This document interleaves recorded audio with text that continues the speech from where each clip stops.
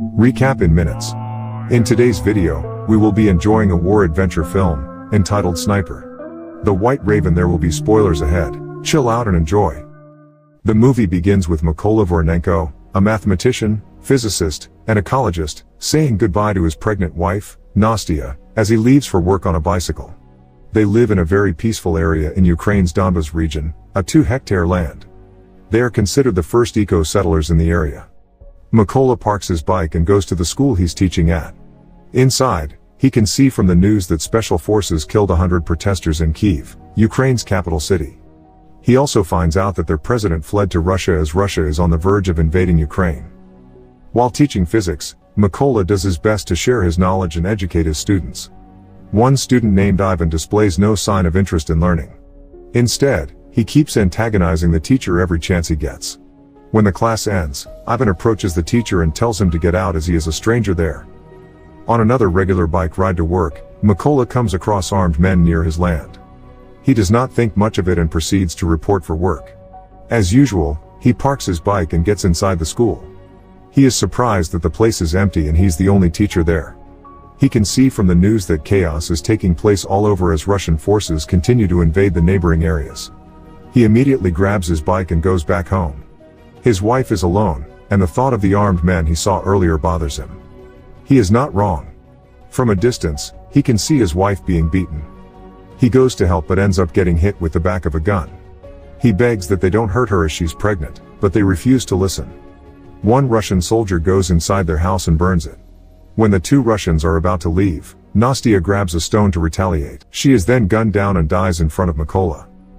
Moments later, two Ukrainians, members of the Ukrainian militia, help Mykola dig a grave for his wife while he returns to their burnt house. He can retrieve the wooden crucifix his wife made for him. Mykola buries his wife with a broken heart and then decides to go with the Ukrainians, uncertain what he'll do next. He joins the Ukrainian militia on their way to their camp. The leader does not trust him, thinking that he can be a spy. He expresses his intention to join them and drive the Russians out of their country. He is then given a chance to train with them, but being a pacifist, he has little knowledge about guns and is having a hard time with the training. A woman shows him how to disassemble and assemble a gun. He is determined to learn. One night while doing some physical conditioning, Mykola assures his officer that he is no longer a pacifist. He also prefers the codename the Raven. He is reminded that codenames are earned. The training is new and challenging for him, but he is committed to equipping himself with all the knowledge and skills in order to take revenge. The trainees are told that there are not enough snipers at the front. When asked who wants to volunteer to be trained, only very few show interest. Mykola stands up and expresses his desire to step up to the challenge. The officer asks him to sit down as he can't even disassemble and assemble a gun in time. Mykola asks that he is given a chance to prove that he can. He assures the officer that he can finish it in 20 seconds. An AK-47 is laid on the table by the officer. To the surprise of everyone, Mykola blindfolds himself and starts to disassemble the gun. He then assembles the parts back smoothly. The time is just 18 seconds. Instead of laughter, he gains applause this time. Mykola is now admitted to being trained as a sniper. During training, Mykola is surprised to receive a different gun from the rest of the trainees. He refuses to leave as he finds it unfair not to get the same weapon. He demands to also get an SVD-63, a semi-automatic designated marksman rifle, the same rifle that the other trainees get. This does not sit well with the personnel in charge. Mykola has no other choice than to embrace what he has. The trainees are told to remain invisible under any circumstances. Part of the test is for the trainer to shoot a few inches from them. If they react, they will fail. Most trainees fail the test. Mykola does not flinch despite the loud noise and the risk involved in this training. Another is for their scope to be covered once the target is sighted. Mykola misses. Even if he knows that he does not have the best weapon, Mykola does not use it as an excuse. When the training focuses on computation, Mykola impresses the lieutenant colonel as he is able to calculate the answer before his fellow trainees can. His being a mathematician comes in handy.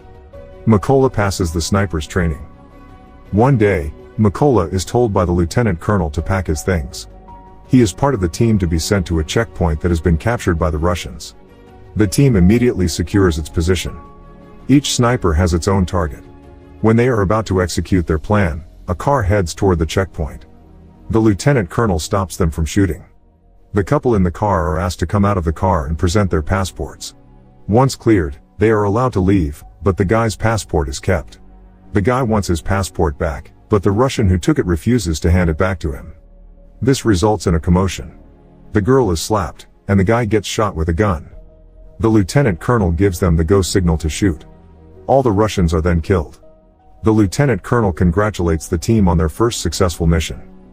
When they return back to their command post, Mykola looks for his friends and fellow trainees. He's told that they are on a separate mission.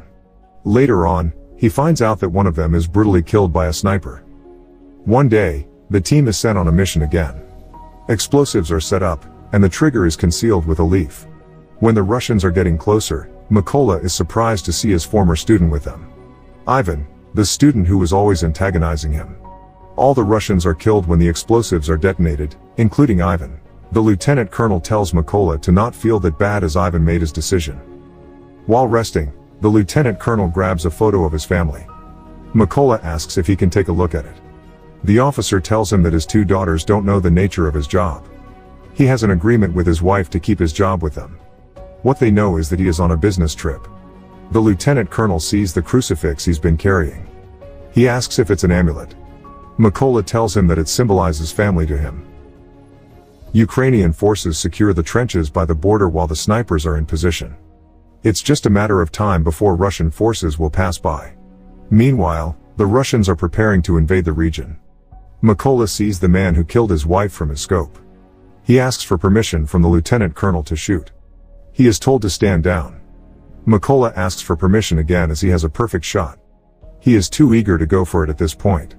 The request is turned down, but Mykola can't afford to miss this opportunity. He squeezes the trigger and hits the Russian in the neck. The Russian is killed. The officer is disappointed that his order was ignored. Without their knowledge, a Russian elite sniper named Sari is also in a position to spot their location. The lieutenant colonel spots Sari. He tells Mykola where the sniper's location is, but the Russian is too fast to react. The officer is then killed. Mykola now knows that their location is compromised. He puts the officer's dead body on his back as he braves the onslaught of the Russians. He finds a trench and covers it for safety. He manages to make it out alive, but the officer is not as lucky. He feels a tremendous amount of guilt for the death of the officer who always believed in him and who gave him the chance to serve. His emotions got the better of him when he went for the kill despite being asked not to. The only way to avenge his death is to trace the sniper who killed him. Mykola goes on a mission alone. He spots two snipers and can eliminate them, but not without getting hit in the arm. While resting, Mykola receives a call from the brigadier general and informs him about the Russian sniper, but he can't give the details for now.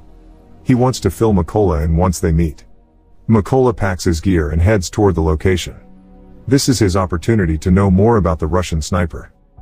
The brigadier general informs his men what the Russian sniper is capable of doing. He has already eliminated 5 of their snipers and 3 machine gunners.